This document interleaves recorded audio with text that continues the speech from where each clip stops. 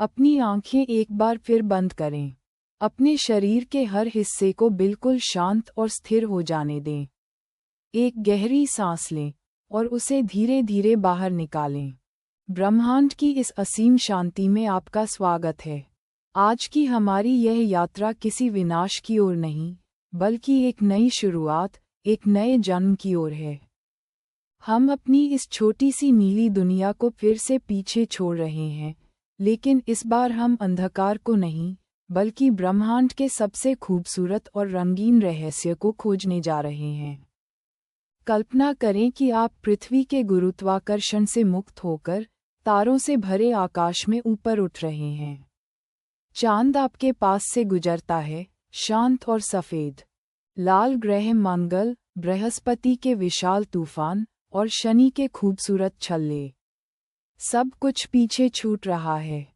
आप सौरमंडल के आखिरी छोर पर आ गए हैं, जिसे ऊर्ट क्लाउड कहते हैं, अरबों बर्फीले धूमकेतुओं का एक खामोश और विशाल घेरा। इसे पार करते ही हमारे सूरज की रोशनी भी धुंधली पड़ जाती है। अब आप इंटरस्टेलर स्पेस में हैं। दो तारों के बीच का वह असीम और अनंत सन्नाटा, जहां सदियों तक कोई आहट नहीं होती। यहाँ केवल अंधकार है, और उस अंधकार में चमकते अनगिनत हीरों जैसे तारे। प्रकाश की गति से तैरते हुए हम एक ऐसी जगह पहुँच रहे हैं, जो किसी कैनवास पर बिखरे रंगों जैसी लगती है।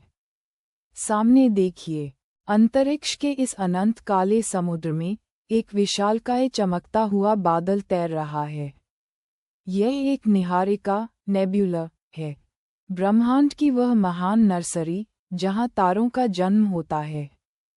यह इतनी विशाल है कि प्रकाश को भी इसके एक छोर से दूसरे छोर तक पहुंचने में सैकड़ों साल लग जाते हैं।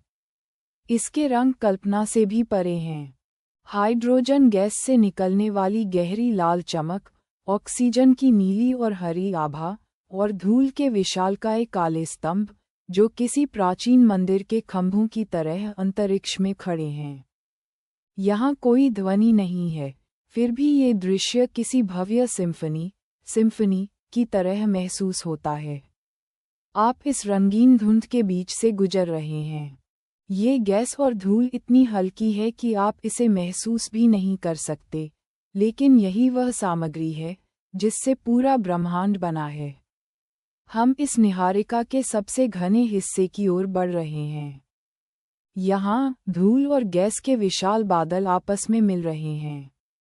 गुरुत्वाकर्षण, जो ब्रह्मांड का सबसे धैर्यवान स्कल्प्टर है, धीरे धीरे इस धूल को एक जगह इकट्ठा कर रहा है। करोड़ों सालों का समय मानो हमारी आंखों के सामने कुछ ही पलों में गुजर रहा है। गैस का वह गोला सिकुड़ता जा रहा है, और सिकुड़ने के कारण वह गर्म हो रहा है। अचानक उस घने अंधेरे बादल के बीचों बीच एक हल्की सी लाल चमक पैदा होती है। गर्मी और दबाव इतना बढ़ गया है कि गैस के परमाणु आपस में टकराकर जुड़ने लगे हैं। और फिर एक रोशनी फूटती है। एक नया तारा जन्म ले चुका है।